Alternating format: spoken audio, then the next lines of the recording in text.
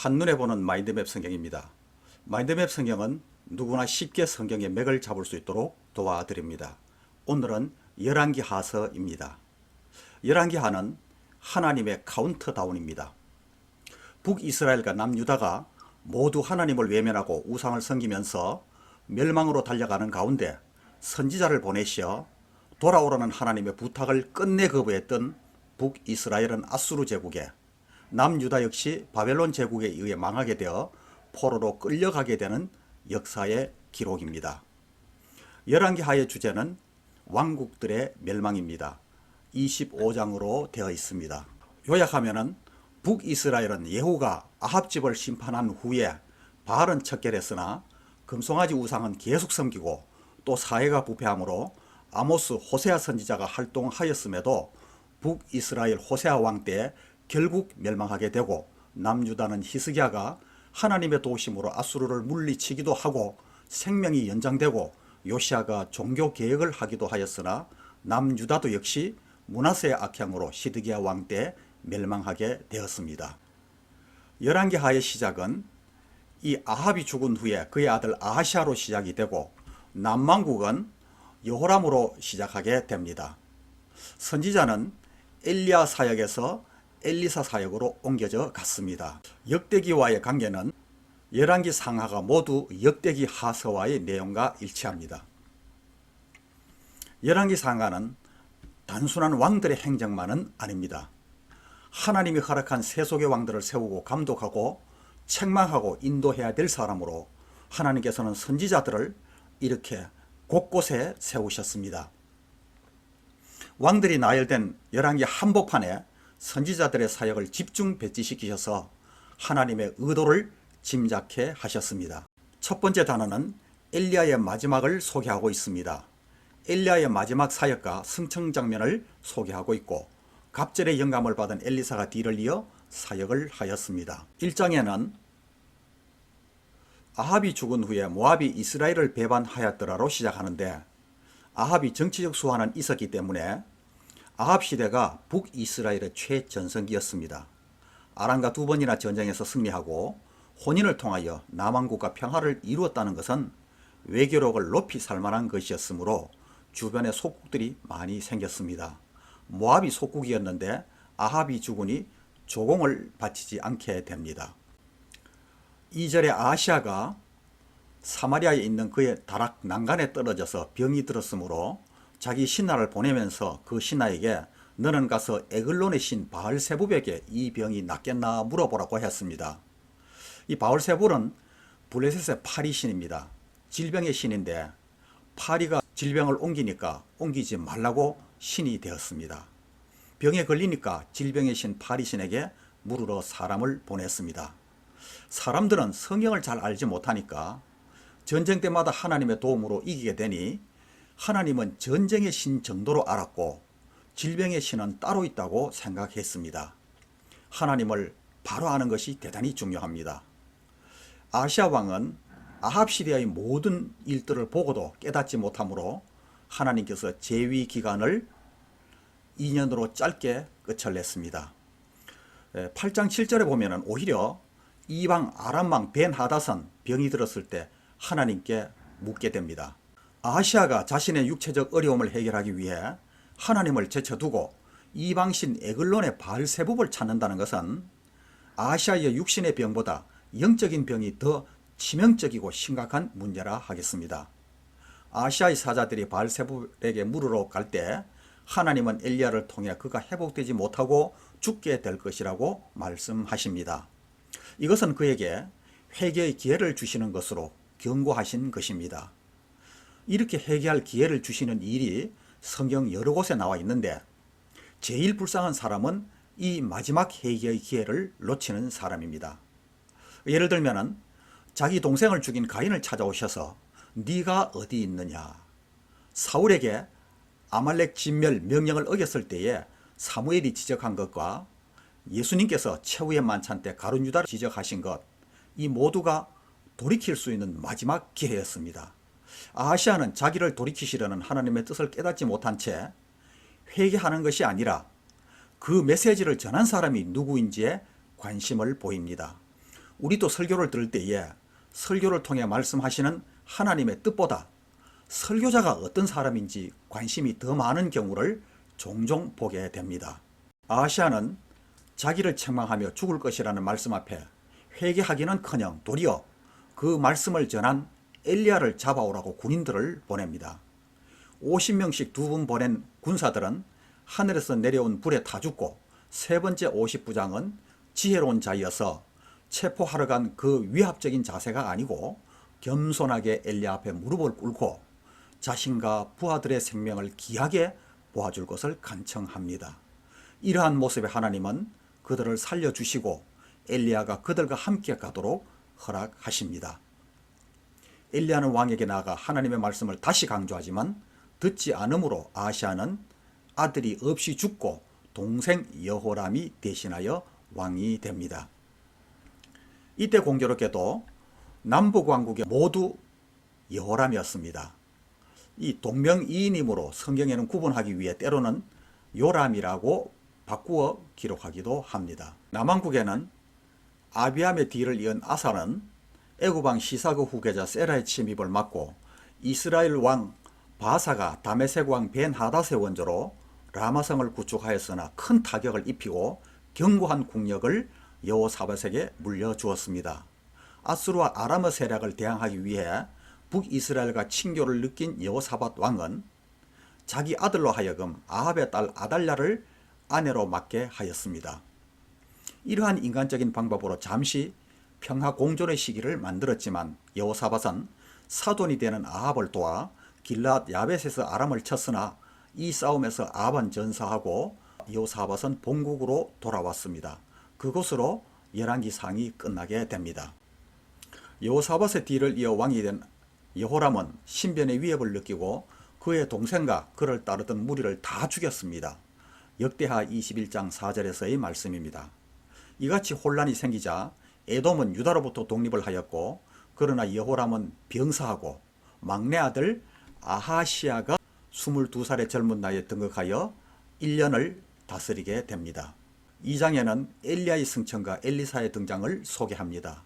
엘리사는 길갈에서 베델 여리고를 거쳐 요단강으로 가면서 따라오지 말라고 하는 자기 스승 엘리야를 끝까지 따라가서 스승이 해오리바람 가운데 하늘로 올라가는 광경을 직접 목격하고 거독과 성령의 능력을 받아 후계자가 되었습니다. 엘리야가 하나님 손에 이끌려 승천하자 그것을 먼 발치에서 보았던 여리고의 제자들은 온전히 믿지 못하고 혹시 엘리야가 올라가다가 다른 골짜기에 던져졌을지도 모른다고 생각하고 수색대를 만들어 사흘간 뒤졌지만은 찾지 못하고 돌아왔습니다. 이러한 것은 교회 안에서도 예수님의 부활과 승천을 확신하지 못하고 의심하는 것과 같습니다. 신앙 속에 깊이 들어오지 못한 채 인간적인 지식과 경험만으로 하나님의 역사를 분석하지만 말고 말씀대로 믿는 것이 대단히 중요합니다. 그리고 엘리사는 여리고의 물이 나쁘다는 말을 듣고 물 근원에 소금을 뿌려 물을 깨끗하게 고쳤습니다. 엘리사나 소금은 수단이고 고치는 것은 하나님의 말씀입니다. 3장에서 8장까지는 엘리사의 사역을 소개하고 있습니다. 아합의 뒤를 이어 아하시아가 왕이 되었지만은 후사 없이 난간에 떨어져 일찍 죽자 아하시아의 동생 여호람이 왕이 되어 12년간을 다스렸습니다. 여호람이 왕이 된 다음 아버지가 만든 바알의 주상을 없애기는 했지만 그 행동이 그의 중심의 변화에서 나온 것이 아니었기에 여로보암의 길에서 벗어나지는 못했습니다. 모압왕 메사가 배반하고 조공을 바치지 않자 여호람은 모압을 정벌하기 위해 군대를 모으고 유다왕 여호사밧에게 전쟁에 동참할 것을 요구하여 함께 출정하지만 에돔 강약길에서 물이 떨어지자 하나님이 자기를 죽이려고 한다고 하며 오히려 원망하는 말을 하였습니다. 그러다 문득 엘리사가 생각이 나서 도움을 청하여 가까스로 승리하게 되었습니다. 엘리사의 뜻은 하나님은 구원이시다의 뜻입니다. 4장에는 수넴 여인과 엘리사의 만남과 5가지 기적을 소개하고 있는데 엘리야의 후계자로서 성령의 능력을 갑절로 구했던 엘리사가 행한 이적들 중 죽은 제자의 가족을 돕느라 행한 기적에 대한 내용입니다. 제자의 아내는 빚으로 인해 2 아들을 종으로 보내야 하는 기막힌 처지가 되었는데 하나님은 공경에 처한 과부를 엘리사를 통해 돌보십니다. 하나님은 우리가 힘들어 눈물 지을 때 신실한 종을 통해서 위로하시고 도와주시는 분이십니다. 과부의 청을 들은 엘리사는 내 집에 무엇이 있느냐고 묻습니다. 종자 씨앗이 있어야 심어서 거두듯 주님께서는 우리에게 있는 것을 이용하여 우리의 필요를 채우십니다. 과부의 기름 한 병처럼 내게 있는 적은 믿음, 보잘것없다고 생각되는 재능이나 은사라도 주님 앞에 내어놓으면 그것을 이용하여 큰 일을 이루십니다. 엘리사는 이웃에게 빈 그릇을 빌릴 수 있는 대로 빌리고 집에 들어가 문을 닫고 두 아들과 함께 그릇에 기름을 따르라고 했고 그들은 순종하여 기름이 마르지 않는 기적을 체험하였습니다. 하나님의 말씀 앞에는 자신의 생각과 감정, 경험과 지식 등을 내려놓고 순종해야 하나님의 크신 능력을 체험할 수 있습니다. 여인에게는 가득 찬 기름보다 더 기쁜 것은 자신을 돌보시는 하나님의 은혜였을 것입니다. 엘리사가 수넴에 갔을 때 한 부유하고 신분이 높은 여인이 음식을 대접하고 남편과 상의하여 다락에 침상, 책상, 의자, 촛대 등을 갖춘 방을 만들어 엘리사가 쉴 수 있도록 배려해 주었습니다. 엘리사는 수넴 여인에게 아들이 없고 그 여인의 남편은 늙었다는 것을 알고 한 해 후에 아이를 낳게 될 것이라고 말해 주었습니다. 여인은 자기 처지를 알고 믿음으로 받지 못했지만 그럼에도 한 해를 지나 아이를 낳게 하였습니다. 하나님의 주신 아들로 인해 행복이 넘치던 수넴 여인의 삶에 아들이 죽는 위기가 닥쳤습니다. 늦게 얻은 아들을 잃고 망연자실할 수밖에 없는 상황인데도 여인은 침착하게 행하여 엘리사에게 달려가서 그의 도움으로 죽은 아이를 살렸습니다. 수넴의 현재의 이름은 술람으로 아가서에 보면 술람미 여인으로 표현되기도 합니다. 또 엘리사 선지자를 통해 국 끓이는 솥의 독을 없앤 것과 보리떡 20개와 약간의 채소로 100명을 먹인 이적을 소개하고 있습니다. 5장에는 우리가 너무나 잘 아는 나만의 문둥병 고침 이야기가 나옵니다. 나만은 지금의 시리아인 아람의 군대 장관으로 국방장관과 대통령 비서실장을 겸할 정도의 권력과 부와 명예를 가졌지만은 안타깝게도 나병으로 고생하고 있었습니다. 전쟁 포로로 끌려가 나만의 아내를 수종 들던 이스라엘 출신 여종이 주인의 사정을 알고 고국 이스라엘 선지자에게 가면 나을 것이라는 얘기를 하자 나만에게는 그것이 복음으로 들렸고 준비를 하여 엘리사를 찾아갑니다. 엘리사의 집에 도착했지만은 엘리사는 나오지 않고 종을 통해 요단강에서 7번 씻으라는 말을 하자 나만은 분통을 터뜨립니다. 이유는 한 가지입니다. 내 생각처럼 해주지 않는다는 것입니다. 우리는 내 생각 때문에 순종하지 못할 때가 종종 있습니다. 그러다 마음을 고쳐먹고 요단강에서 몸을 씻고 나병이 완쾌된 나만이 엘리사를 다시 찾아와서 이번엔 자신을 낮추고 하나님을 높이는 고백을 하며 앞으로 하나님만 섬기겠노라고 결단하는 반면 엘리사의 종 게하시는 물질에 대한 탐욕을 주체하지 못해서 나만과 스승 엘리사를 속이다가 나만의 나병이 게하시에게 옮겨 바라게 되었습니다. 나만은 하나님만 참신이신 것을 고백하고 앞으로는 하나님만 경배하고 섬기며 살겠다고 결단하는데 이러한 행동은 하나님을 섬긴다고 하면서 불신앙의 모습을 보이는 이스라엘의 왕이나 백성들과는 대조를 이룹니다. 6장에는 엘리야에게 나타났던 성령의 능력이 갑절이나 더하게 해달라고 했던 엘리사를 통해 응답된 이적의 내용 중 물에 빠뜨린 도끼를 되찾는 것과 아람왕의 생각과 계획을 알고 방비하게 된 이야기입니다.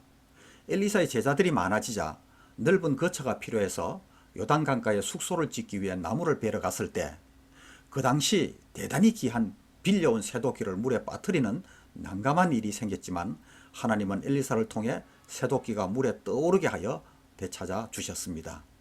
아람왕이 보낸 군대가 엘리사를 잡기 위해 그가 살고 있는 도단성을 포위했는데 아침에 일어나 그 광경을 본 사하는 두려움에 떨었지만은 엘리사의 기도에 영안이 열려 불말과 불병거를 보게 됩니다. 엘리사는 성을 포위한 군사들의 눈을 멀게 하고 사마리아 성으로 데려가서 배불리 먹이고 놓아보내서 전쟁을 종식시킵니다. 원수를 사랑으로 대한 힘입니다.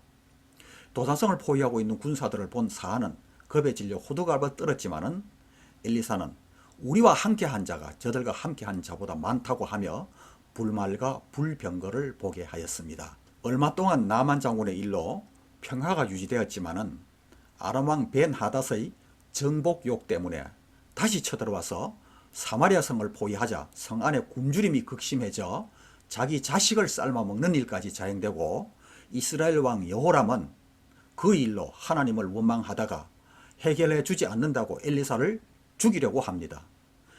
위기가 닥칠 때에 절망이 깃든 슬픔 노래를 부르는 사람이 있고 소망이 담긴 기쁨의 음악을 연주하는 사람이 있는데 그 차이는 믿음의 유무에 달렸습니다.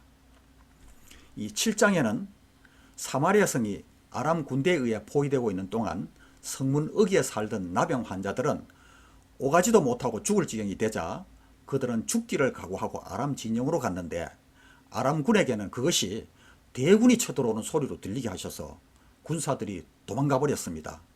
그들은 천막에 들어가 먹고 마신 후 그 기쁜 소식을 성에 전해 주었습니다. 나병 환자들이 기쁜 소식을 전한 것처럼 오늘날 연약한 우리에게도 하나님께서는 거룩한 사명을 주셨습니다. 8장에는 여호람과 아시아의 통치를 소개하고 있는데 유다왕 여호람은 아합의 딸이 아내가 되어 있기 때문에 이스라엘 왕들같이 행하였고 아합의 아들 아시아도 아합의 길을 답습하였으므로 남북 왕국이 모두 바알을 섬기게 되었습니다. 바알을 섬기고 있는 남북 왕국의 아시아와 요람을 하나님께서는 예후를 들어 그들의 집을 심판하시는 얘기가 9장부터 이어집니다.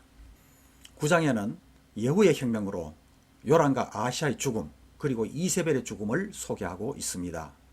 아합이 죽은 후 여호람과 아시아가 대를 이어 왕이 되었지만은 우상 숭배에 빠져 하나님께로 돌이키지 않았습니다. 마침내 미려오던 심판을 시행하기 위해 예후를 왕으로 세우십니다. 엘리사의 제자가 와서 예후에게 기름을 부어 왕으로 세웠다고 하자 요람 왕의 신하들은 즉시 예후가 왕이라고 선포하는데 앞장섰습니다. 이는 요람이 왕으로 신입을 받지 못한다는 증거로 악을 행하면 이렇게 사람 사이의 관계도 깨어진다는 것을 보여주고 있습니다. 예후는 엘리사의 예언을 전해 듣고 기름 부음을 받음으로 구데타의 정당성을 얻었고 엘리야가 예언한 오므리 왕조의 심판자로 행동을 하였습니다. 이스라엘 왕 요람은 아람과의 전투에서 부상을 입고 이스르엘 평야에 있는 왕의 정원에서 요양 중인데 갑작스레 예후가 온다는 소식을 듣고 마중을 나가다가 그가 쏜 화살에 목숨을 잃었습니다.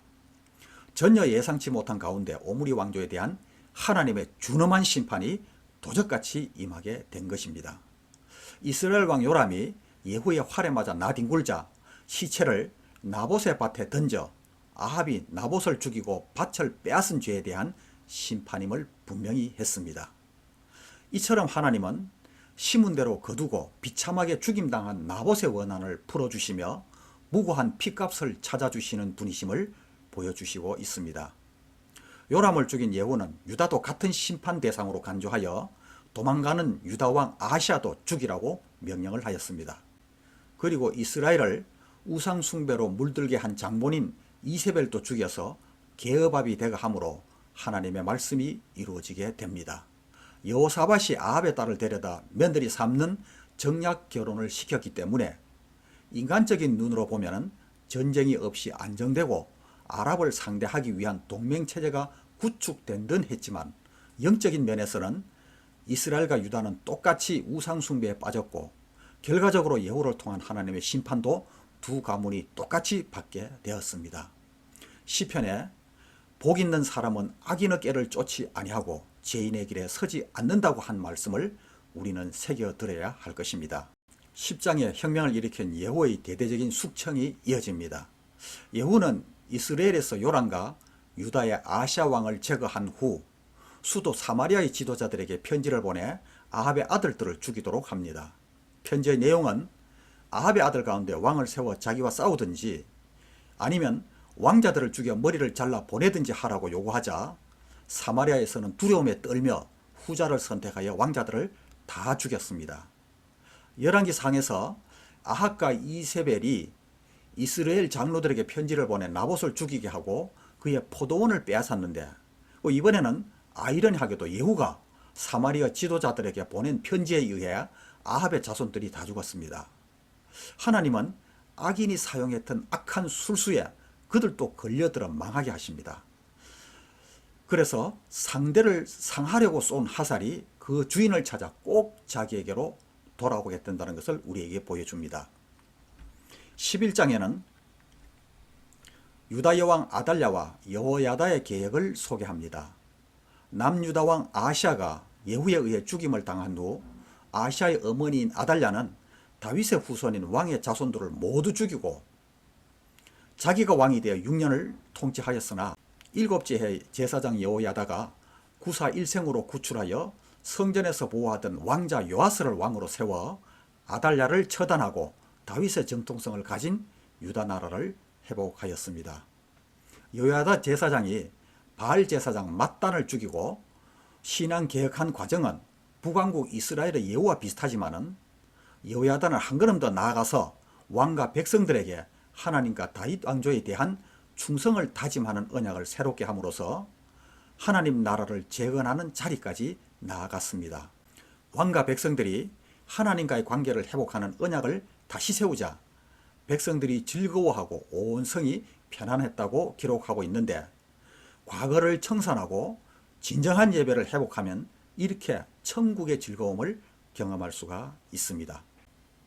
12장에는 비로소 유다왕 요아스가 하나님의 성전에 관심을 갖고 성전을 수리하게 됩니다. 요아스가 왕이 되어 40년을 통치한 것에 대한 종합평가는 여호와 보시기에 정직히 행했다는 긍정적인 평가와 산당을 제거하지 않아 백성들은 여전히 우상을 숭배했다는 부정적인 평가를 함께 받고 있습니다. 요아스는 자기를 지도해준 제사장 여호야다의 교훈을 받는 동안은 하나님 보시기에 정직하게 행하였다고 했습니다. 신앙은 목회자와 교회 지도자들의 가르침을 받아야 바로 설 수가 있고 흔들리지 않습니다. 요아스는 하나님의 성전을 수리하는 데 열심을 보이고 40년 통치 기간 동안 하나님께 정직하게 행했다고 칭찬을 받기도 했지만은 여호야다 제사장이 죽자 자신의 힘을 키우기 위해 세상과 타협하며 자기도 우상 숭배를 하는 이중적인 모습을 보이고 이를 반대하는 여호야다 제사장의 아들 스가랴를 죽이기까지 합니다. 이는 여호야다의 지도에 의존하느라 자신의 하나님을 만나지 못했기 때문인데 다른 사람들 신앙 흉내를 내지 말고 직접 하나님을 만나는 체험이 있어야 어떤 환경과 상황에도 흔들리지 않는 굳건한 신앙을 유지할 수 있습니다. 결국 하나님은 이런 요아스를 아람왕 하사엘을 통해 징계하시는데 조상 때부터 모은 성전의 성물을 모아 조공으로 바치는 굴욕을 당하고 마침내 신하들에 의해 암살을 당하게 됩니다. 네 번째 단원터는 북왕국 이스라엘의 멸망을 소개하고 있습니다. 남왕국 유다를 요아스가 다스리는 동안 예후에 이어 북왕국의 왕이 된 여호아하스는 여전히 여로보암이 세운 금송아지를 섬기며 우상 숭배하는 죄를 범함으로 하나님은 아람왕 하사엘을 통해 학대받도록 하셨는데 어려움 속에서 간구하자 하나님께서 붙드셨다라는 그의 이름에 나타난 뜻에서 볼 수 있듯이 하나님께서 그의 기도를 들으시고 아브라함 후손들의 언약에 기초하여 이스라엘에게 은혜를 베푸사 그들을 멸하기를 즐겨 아니하시고 구원자 엘리사를 보내주셨습니다. 하나님은 우리를 불쌍히 여기시고 노하기를 더디하시는 자비로우신 분으로 잘못을 깨닫고 인정하기만 하면 용서하시며 재앙이 변하여 복이 되게 하십니다. 여호아하스는 자기의 기도를 들어주신 하나님 은혜를 쉽게 잊어버리고 범죄하던 옛 모습으로 바로 돌아갔습니다. 신앙이 어느 정도 성숙했는지는 하나님의 은혜를 얼마나 소중히 간직하는지로 가늠해 볼 수 있는데 잘못된 신앙의 특징은 하나님의 은혜를 쉽게 잊어버린다는 것입니다. 예후에게 하신 5대의 약속에 따라 여호아하스를 이어 요아스가 왕위에 올랐지만 그는 하나님의 크신 은혜를 잊어버린 채 우상 숭배를 계속했습니다. 13장에는 엘리사의 마지막 예언과 죽음이 소개됩니다. 엘리사가 병들어 세상을 뜰 때가 되자 이스라엘 왕 요아스가 문병을 갖습니다. 안타까워하는 요아스 왕에게 엘리사는 요아스의 손에 안수한 후 창문을 열고 활을 쏘고 화살로 방바닥을 치라고 하면서 이것은 아람에 대한 승리의 화살이라고 선언하였습니다. 그 예언이 엘리사의 사후에 성취되어서 잃었던 성읍을 되찾을 수 있게 되었습니다. 여로보암의 죄를 지으며 멸망의 길로 가고 있는 백성들이지만은 하나님은 아브라함과 이삭과 야곱과 더불어 세우신 언약을 기억하심으로 멸망하기를 즐겨하지 않으시고 불쌍히 여기셔서 권고도 하고 징계도 하십니다. 14장에는 아마스와 북이스라엘의 최전성기인 여로보암 2세의 치세를 소개하고 있습니다.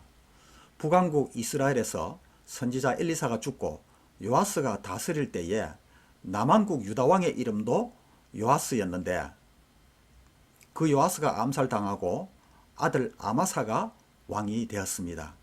아마사는 매우 괜찮은 왕으로 여호와 보시기에 정직히 행했으나 아버지 요아스가 행한 대로 산당을 제거하지는 않았습니다. 자식은 부모의 등 뒤에서 배운다는 말처럼 보고 들은 대로 사는 것입니다. 아마사는 나라가 안정되고 부강해지자 에돔을 정벌하러 출정했는데 하나님의 도우심으로 승리하자 마음이 높아져 근거 없는 자신감으로 북왕국 이스라엘에 도전했다가 북이스라엘의 요아스에게 대패하여 자기는 사로잡히고 예루살렘 성벽이 흘리며 성전과 왕궁의 보물들을 빼앗기는 수모를 겪습니다. 베세메스 전투에서 대패하고 사로잡혀 치욕을 당했던 아마사는 자기에게 패배를 안겨준 요아스가 죽은 후에 이렇게 15년을 더 살았지만은 자랑스러운 통치가 아니라 북왕국의 속국으로서 생존하는 것이었고 말년에는 반역자에게 쫓겨 라기스로 도망가 그곳에서 최후를 마쳤습니다. 역대기에서는 그 이유를 에돔에서 승리하고 돌아올 때 에돔의 신들을 가져와서 자기의 신으로 세우고 그것들 앞에서 경배하며 분향했다라고 역대하 2장 14절에 기록하였습니다. 결국 아마사가 북왕국 이스라엘에게 패배한 원인은 우상 숭배의 죄였습니다. 하나님으로부터 마음이 떠난 그는 하나님께 묻지도 않고 섣불리 덤벼 들였다가 큰 봉변을 당한 것이죠. 그러므로 하나님과 사람 앞에서 겸손히 자신을 낮추면 하나님이 높여주십니다. 아마사는 초기엔 하나님께 정직하게 행했으나 왕권이 강화되면서 우상에 젖어들었고 바른 말하는 선지자들의 말을 듣지 않고 고집을 부리다 비참한 모습으로 생을 마감했습니다. 이 부분은 역대하 25장을 읽으시면 도움이 됩니다. 좋은 시작보다 더 중요한 것은 아름다운 마무리입니다.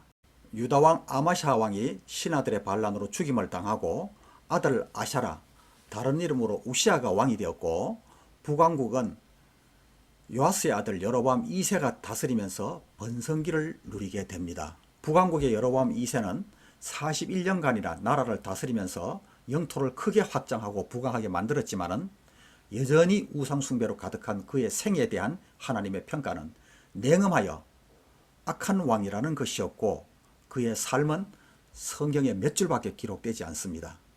이스라엘 백성들 역시 여전히 우상을 숭배하며 살았지만 하나님은 그들이 고통받는 것을 보시고 여로보암 2세를 통해 구원을 베푸셨습니다.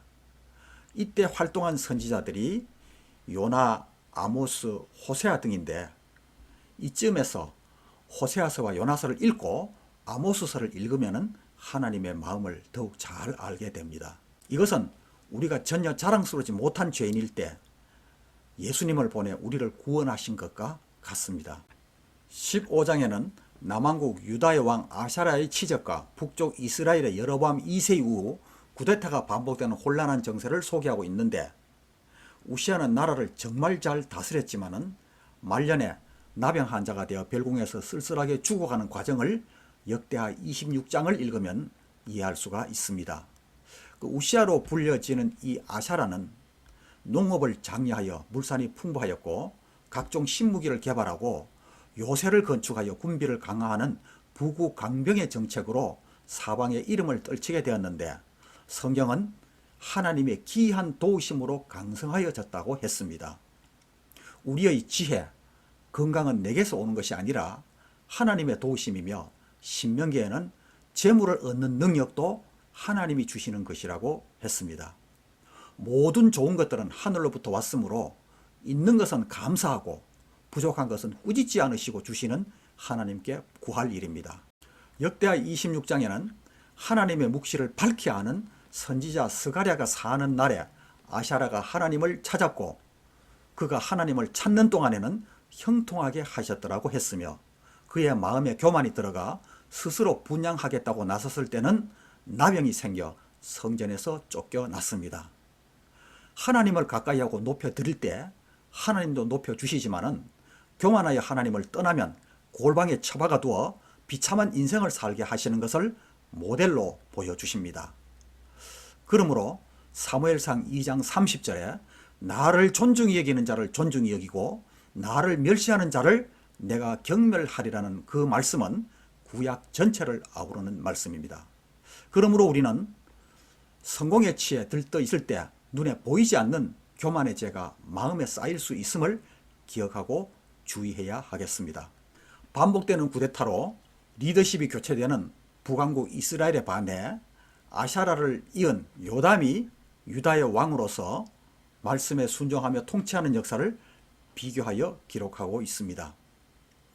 무나헴이 10년, 아들 부가야가 2년, 베가가 20년, 호세아가 9년으로 왕권이 교체되는 북왕국은 친아수르와 친애굽파의 권력 쟁탈전으로 인해 극도로 혼란스러운 사회상을 보여줍니다. 그런 가운데 우상숭배뿐만 아니라 엄청난 금액의 조공을 바치기 위해 착취와 비리가 더해져서 걷잡을 수 없이 죄가 심화되어 다양해졌습니다. 사람은 하나님과 말씀을 붙잡지 않는 한 모든 것이 죄이고 정도를 더하게 되는 것입니다. 가장 큰 죄는 내가 하나님이 되려고 하는 것으로 아담과 하와가 그 말에 속아 선악과를 따먹은 이후 인류 역사는 스스로 하나님이 되겠다는 싸움이었고 지금도 우리 마음에 일어나는 갈등의 대부분은 같은 이유에서입니다. 16장에는 북왕국의 혼란이 거듭되는 사이 남왕국에서는 요담이 죽고 아들 아하스가 왕이 되어 16년간을 다스린 내용을 소개하고 있습니다. 아하스는 히스기야의 아버지로서 역대하 28장, 이사야 7장을 함께 읽으면 도움이 됩니다. 아하스는 아버지와 달리 처음부터 우상숭배에 깊이 빠져 이스라엘 여러 왕들의 길로 행했고 원주민들이 행하다 쫓겨난 몰레그 제의까지 행했는데 이것은 하나님이 가장 가증하다고 엄하게 금지하신 것입니다. 성경은 아하스가 산당과 산꼭대기와 푸른 나무 밑에서 온갖 우상에게 제사와 분향하여 전국을 거대한 우상 신전으로 바꾸어 놓았다고 고발합니다. 사람은 하나님을 모시지 않으면 반드시 우상을 숭배하게 되는데 물질이라든가 쾌락과 성공, 명예, 권력, 자식이라는 우상을 섬기고 심지어는 자기 자신을 우상으로 만들어 하나님보다 더 귀하게 여겨 마음을 쏟으며 살기도 하고 아하스처럼 하나님이 싫어하시는 일들을 아무 두려움 없이 저지르다 심판의 자리에 이르게 됩니다. 그럼에도 불구하고 이렇게 하나님의 말씀을 거역하고 죄가 간영한 시대에 하나님은 이사야 선지자를 보내 그 유명한 처녀가 잉태하여 아들을 낳으리라는 임마누엘의 예언까지 주시면서 승리와 보호를 약속하십니다. 이 말씀은 훗날 예수님이 오시면서 온전하게 성취되지만 우리가 죄 가운데 있음에도 구원을 베풀어 주신다는 점에서 엄청난 은혜입니다. 아하스는 아람과 이스라엘 연합군에 포위되자 아수르의 사신을 보내 도움을 요청하고 아수르 왕의 도움으로 잠시 위기를 모면한 듯 했지만 그것은 임시 방편일 뿐 더 큰 죄와 심판을 부르는 빌미가 되고 말았습니다. 아하스는 자기를 도와준 아시리아의 왕 디글락 빌레셋을 만나러 다메섹으로 갔다가 그곳의 신전을 보고 제단의 구조와 양식을 그려서 제사장 우리아에게 보냈고 우리아는 왕이 돌아오기 전에 서둘러 그 양식대로 제단을 만들고 과거에 하나님을 섬기기 위해 사용하던 기구들을 옮겨 거룩한 성전 질서를 파괴하였습니다.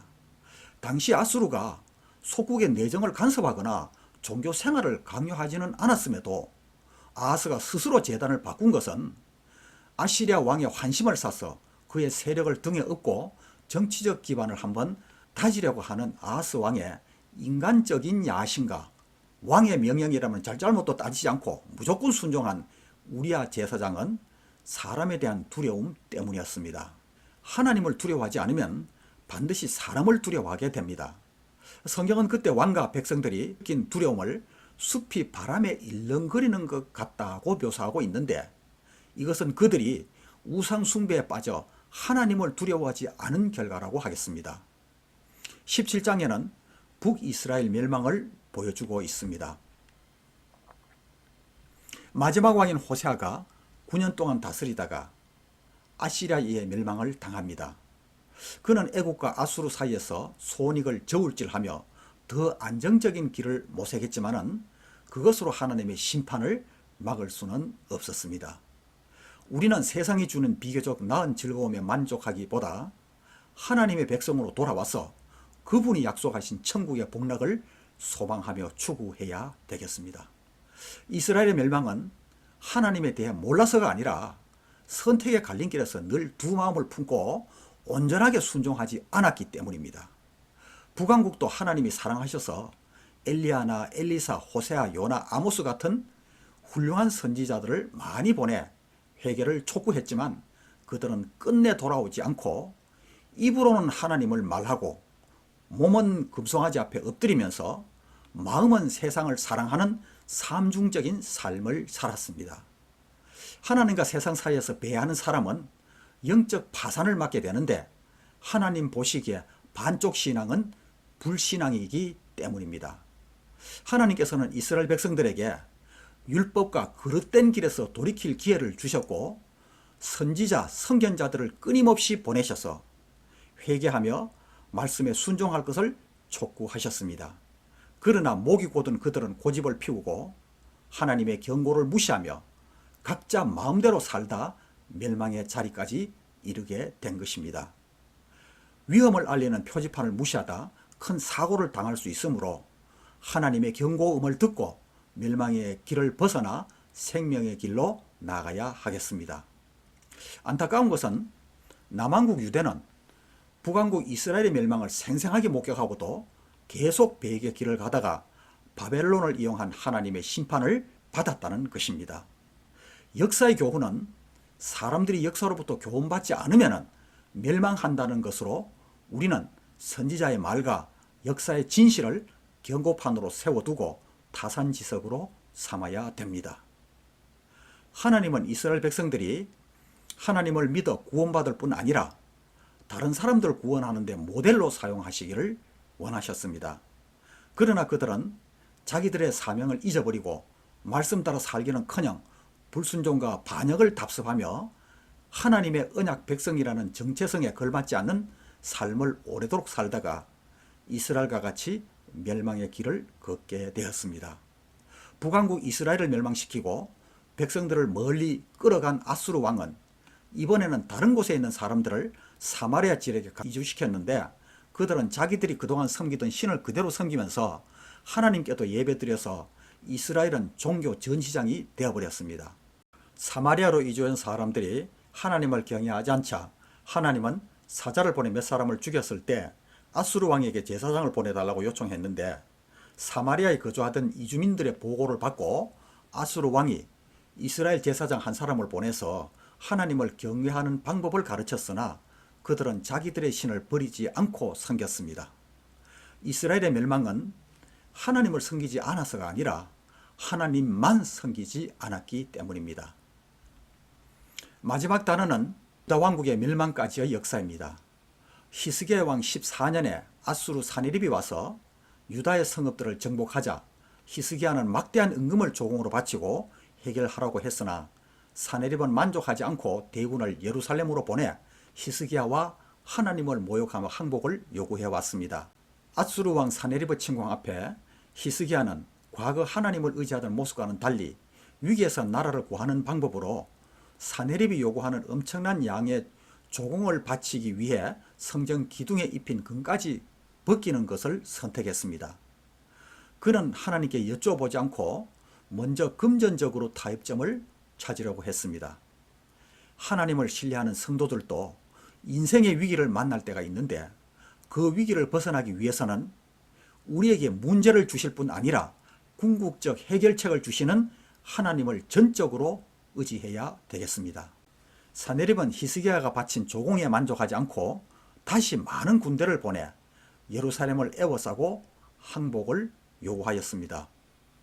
예루살렘을 포위한 아수르의 장군 랍사게가 하나님과 왕을 모욕하고 협박과 해위의 말을 하지만 왕의 지시를 받은 백성들은 침묵으로 대응합니다. 랍사게는 백성들이 들으라고 당시 국제 통용어인 아람어가 아닌 히브리 말로 전쟁을 경고하면서 왕과 하나님을 믿지 말라고 선동합니다. 아수르의 위협 앞에 히스기야는 굵은 베옷을 두르고 신하들과 더불어 하나님 앞에 나아가 통회하는 기도를 드리고 선지자 이사야에게도 사람을 보내 기도를 요청합니다. 문제를 하나님께 가져간 것이지요. 아수르는 나라는 하나님의 계획을 위해 잠깐 들어서셨는데 주제를 파악하지 못하고 교만해져서 하나님의 구원 사역을 조롱했으니 그에 대한 징벌을 내리겠다고 말씀하십니다. 모든 일을 하나님이 섭리하신다고 믿는다면 성공했을 때 교만할 것도 없고 어려움이 닥친다고 낙심할 일도 아닙니다. 그날 밤 하나님의 사자에 의해 군대 18만 5천 명이 몰살당해 하늘 무서운 줄 모르고 막말을 퍼붓던 아수르 왕 사네립은 싸워보지도 못하고 철수했다가 자기 아들에 의해 암살당하게 됩니다. 히스기야와 유다는 바람 앞에 등불 같은 위기를 만났으나 하나님의 은혜로 구원받고 다윗 가문의 명맥을 유지하게 되었습니다. 아수르 침공은 히스기야 때 최고의 위기였습니다. 우리에게도 위기가 닥치는데 인생의 위기에는 동트기 전에 어둠과 같고 산미철 통과하는 터널과도 같습니다. 그러므로 기억해야 될 것은 터널은 반드시 출구가 있으며 지름길이라는 사실입니다. 위기를 가지고 하나님의 도우심을 바라는 자는 위기가 기회가 됩니다. 모든 일에 우연은 없고 하나님의 섭리와 계획에 따라 일어난다는 것을 믿고 전적으로 말씀을 의지하며 나가면은 하나님은 모든 것이 합력하여 선을 이루게 하십니다. 20장에는 아수르의 왕 사네립의 침공을 하나님 은혜로 물리치게 되어서 한숨 돌리는가 했는데 이번에는 히스기야 자신이 병이 들었고 하나님은 이사야를 보내 히스기야가 죽을 것을 예고하십니다. 그런데 그냥 두면 죽을 텐데 굳이 이사야를 보내 죽을 거라고 알려주시는 이유가 무엇일까요? 우리는 그것을 알아야 됩니다. 하나님은 애당초 히스기야를 죽일 마음이 없으시고 히스기야의 행동을 떠보는 것이라고 생각됩니다. 그러므로 우리는 문제를 만났을 때 무조건 낙심하거나 포기하지 말고 문제를 주신 하나님의 마음을 헤아려 보는 지혜가 있어야 하겠습니다. 히스기야가 통곡하며 기도하자 하나님은 기다렸다는 뜻이 이사야를 다시 돌려보내 병이 낫고 15년 더 살게 될 것을 알려주시고 태양의 진로를 되돌리시면서까지 보증을 해 주셨습니다. 히스기야가 죽을 병에서 회복되었다는 소식을 듣고 바벨론에서 위문하는 사절단을 보내왔는데 히스기야는 그들에게 창고를 열어 모든 것을 보여주었고 그로 인해 하나님으로부터 보여준 모든 것을 바벨론에게 빼앗기고 사람들도 포로로 끌려갈 것이라는 책망을 듣게 됩니다. 은혜 다음의 교만을 조심해야 되겠습니다. 히스기야가 죽고 아들 므낫세가 왕이 되었는데 그는 12살의 왕위에 올라 55년이라는 긴 세월 동안 나라를 다스리며 아버지가 허물어버린 산당과 바알과 아세라 신상을 다시 세우고 우상을 이방 나라들보다 더 극심하게 숭배하였습니다. 히스기야에 의해 모처럼 이루어진 신앙혁명은 아들 므낫세에 의해 삽시간에 무너져 예전의 악습으로 되돌아갔습니다. 므낫세가 12살의 왕이 되었으니까 하나님께서 히스기야의 생명을 15년 연장해 주신 다음에 태어났다는 얘기가 됩니다. 역대기에는 생명을 연장받은 후 히스기야가 매우 교만해졌다고 지적하고 있는데 므낫세는 히스기야의 겸손과 신실한 모습을 제대로 보지 못하고 자랐을 가능성이 있습니다. 신앙유산 계승의 중요성을 다시 한번 확인할 수가 있습니다. 22장에는 므낫세 뒤를 이어 아몬이 왕이 되었는데 그는 불행하게도 신복에 의해 암살당했습니다. 그렇게 된 이유는 그는 우상을 섬기며 그의 조상들이 섬기던 하나님을 진실이 따르지 않았기 때문입니다. 그러자 남방의 백성들은 그런 왕을 암살한 자들을 다 죽이고 왕의 아들 요시야를 옹립했습니다. 8세의 왕위에 올랐던 요시야는 통치 18년에 성전 수리를 명령했을 때 율법책을 발견을 했습니다. 그때 요시야는 그 율법책을 보고 옷을 찢고 회개하며 신하를 홀다 여섯지작에 보내 하나님의 뜻을 물었습니다. 홀다가 자는 하나님의 뜻은 남유다의 멸망입니다. 요시야는 하나님의 뜻을 전해 듣고 통곡하며 회개했으며 하나님은 이를 어여삐 여겨 남유다의 멸망을 보지 않게 될 것이라는 것을 전하셨습니다. 이후 요시야는 남유다의 모든 백성을 불러 모으고 성전에서 발견한 율법을 낭독하게 하여 듣게 하고 우상을 척결하고 성전 정화를 단행했습니다. 바알과 아세라와 하늘의 이를 성신을 위하여 만든 모든 그릇을 파괴하고 여호와의 성전 가운데 있는 남창의 집을 헐었으며 시돈의 아스다롯과 모압의 그모스와 암몬신 몰레그 신당을 파괴했으며 그들의 풍속을 금지시켰습니다. 그때가 BC 622년이었습니다. 요시야의 종교개혁은 남유다에만 국한되지 않았습니다.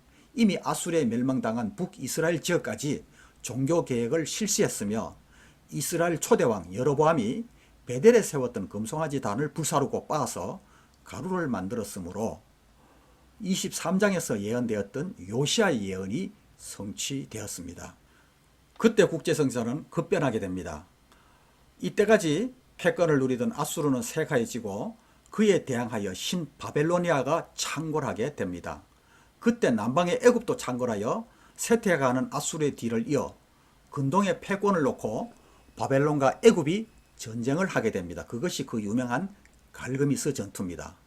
바로 누고가 애굽을 치러 올라갈 때에 이 무기또에서 요시야 왕이 전사하게 됩니다. 갈그미스에서 바로 누고는 나보폴라살과 6개월 동안 전투했지만은 승부를 보지 못하고 각자 후퇴하게 됩니다. 내려오다가 유다에 들러서 여호야김 왕을 임명하고 후퇴하였습니다. 23장부터는 요시야 이후 4명의 악한 왕들을 소개하고 있습니다. 여호아하스는 요시야의 둘째 아들로 탁월했지만 과거형의 사람이었습니다. 아버지 복수를 하겠다고 바로 누고와 싸움을 벌이다 전사함으로 개혁을 이어받지 못했습니다. 두 번째 여호야김은 첫째 아들인데 애굽의 바로 누고를 통해 세움받은 이 여호야김은 바로에게 많은 조공을 해마다 바쳤습니다.